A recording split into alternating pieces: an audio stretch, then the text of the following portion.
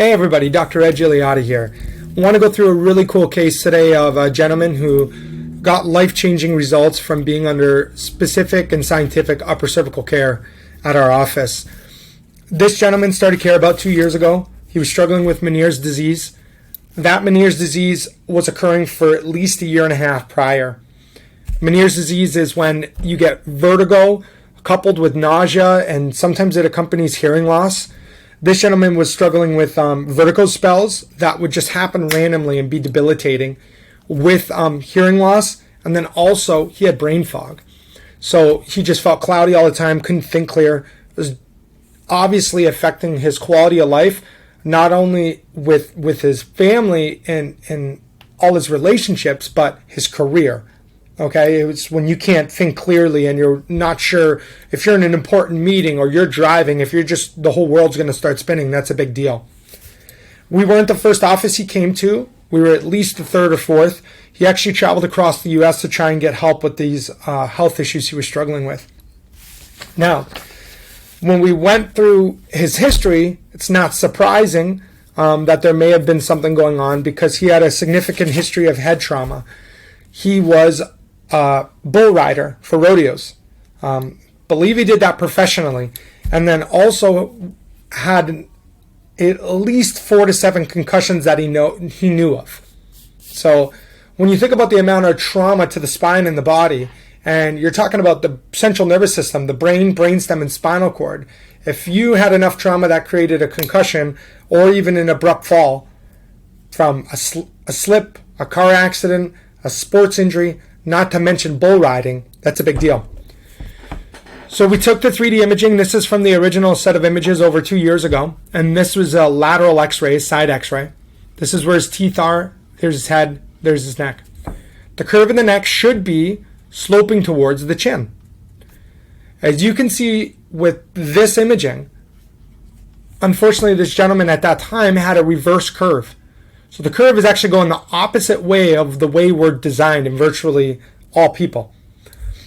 The reason why that's important is because you have to remember what's inside this canal. You have the brainstem coming to the second vertebra, and then you have the spinal cord, and then all the nerve roots coming out of these areas. The nerve roots are branchings off of the spinal cord, and they control every cell, tissue, organ.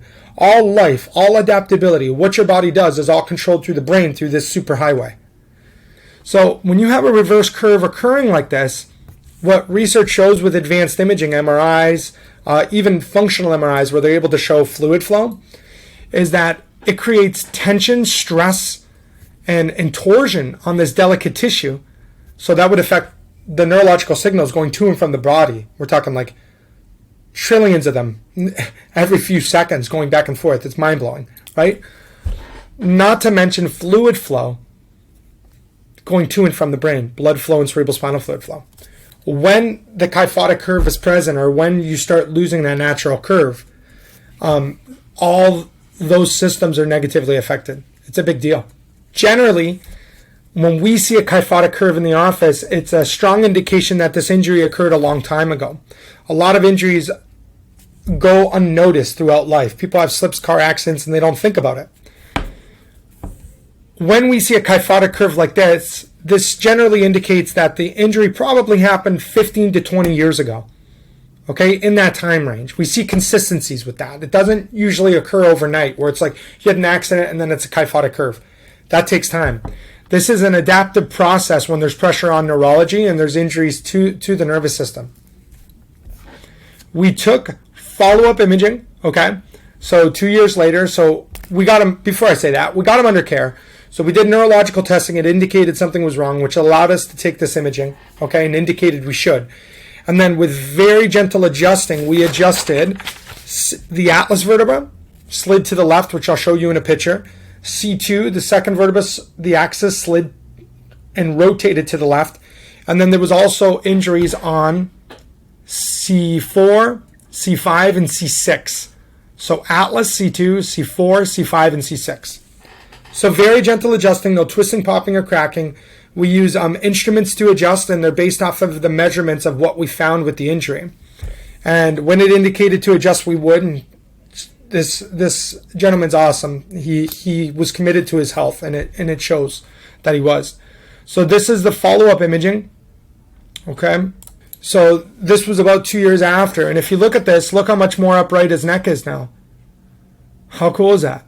So very gentle adjusting, not forceful. The body's starting to recuperate and heal and reverse this process.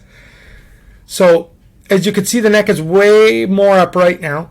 His neck and his the curve has reduced, that kyphotic curve. So look at the before again. Look at that reverse curve. And look at it now. How cool is that? So before, after. That is no small thing. That is so cool. Think about what that means for this gentleman's quality of life and what it means for his health. That is so cool. So here's another view which is really cool. And this is a top-down view. Okay. So this here is the original. This is looking from a bird's eye view, looking right down through the top of the skull. So this would be the back of the skull. The right ear would be here. The left ear would be here. The chin would be here. This is the opening of a skull where the brain is funneling through to the brainstem, the lowest part of the brain. This is called the foramen magnum. Okay. And if you look at this here, you'll see that this rim here is the atlas bone. That's this. That's where it is. And it holds up the skull, or the skull rests on it. And as you can see the right rim here, but you can't see it over here. It's not that one side is bigger than the other or it's missing on the left. What happened in this case is it slid over to the left. So it's being exposed on the right side here, while in the same respect being tucked under the skull on that left side.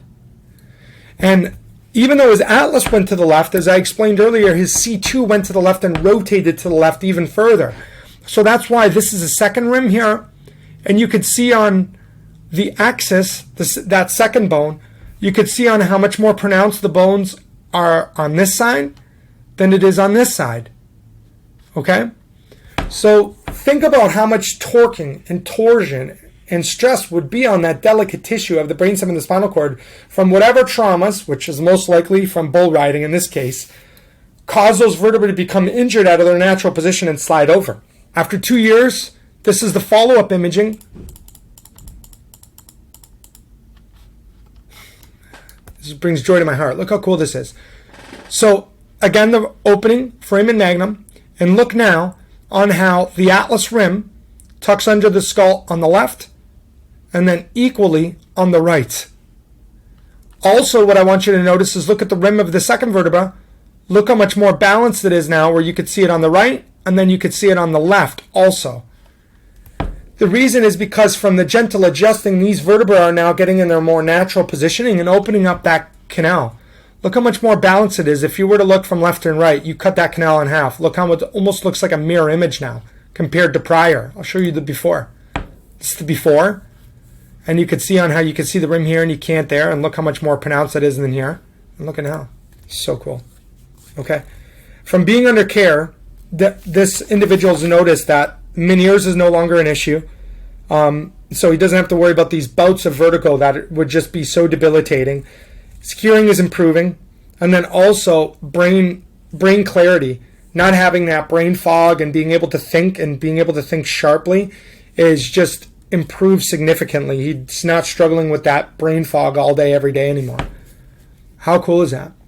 So how important do you think that this pressure off, aside from how his quality of life is improving, how important do you think it is for his whole functioning of his system, knowing that the brainstem comes through here?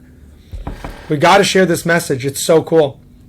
So thank you for tuning in. This just shows on what's capable of your body with specific and scientific gentle upper cervical care. People can be helped. If you know anybody that's just suffering, especially since I'm doing this video on this gentleman on how it's helped him with Meniere's or vertigo or brain fog, please have them get checked by an upper cervical chiropractor. We would love to help, but if you know somebody in a different state that they can't get here, we could see if there's somebody closer there, okay? People from around the world travel to Upper Cervical Chiropractic and chiropractors for care with similar conditions and many times receive great results, okay? And when you look at the anatomy, you can understand why. I didn't even go through all the nerve cranial nerves that are in the brainstem level. But this is a big deal. Love and appreciate you guys. Thank you for your time. Share this message. And if you're out there and you know someone that might need this, share this video with them, no matter where they are. We'll help find them a doc if they need one.